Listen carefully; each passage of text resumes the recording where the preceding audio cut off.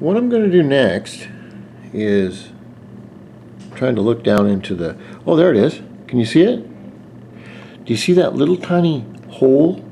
I don't know if you can see it. Let's see if we can see it over here maybe. There's a little tiny hole in that exhaust chamber that goes right up to here, and I've got to clean that out.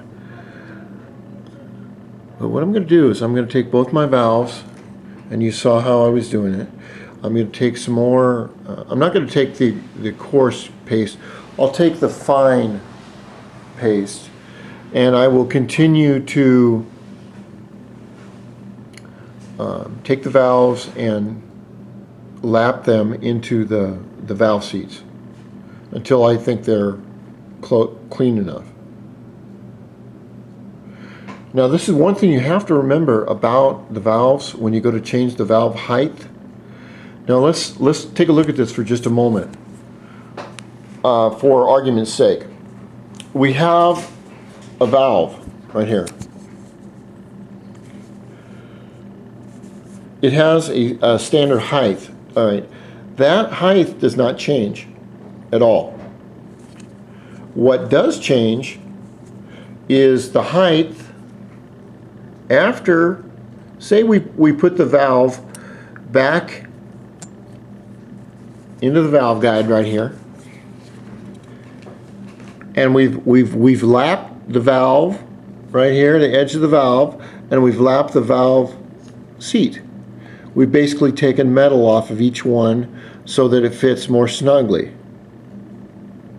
So you ask, well, what's that got to do with anything? All right, this is consequences that do happen. There is something called valve shims on each valve. This is what's called a valve shim right here.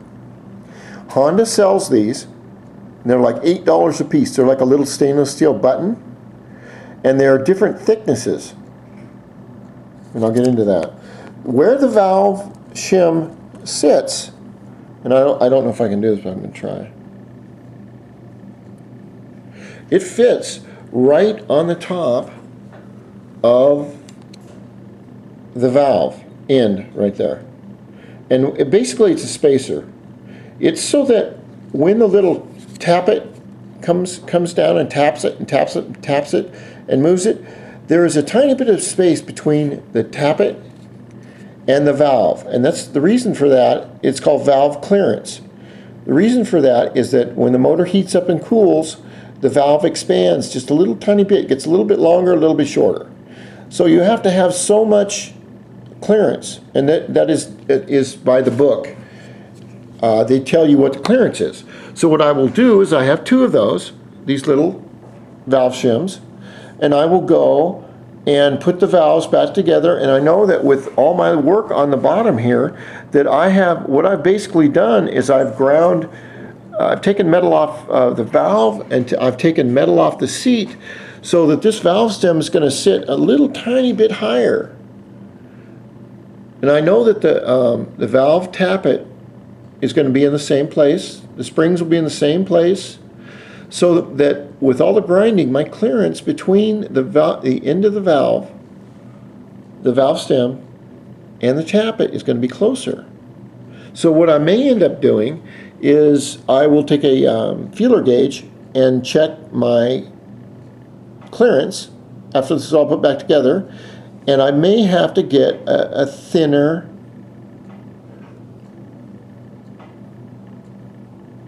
valve shim.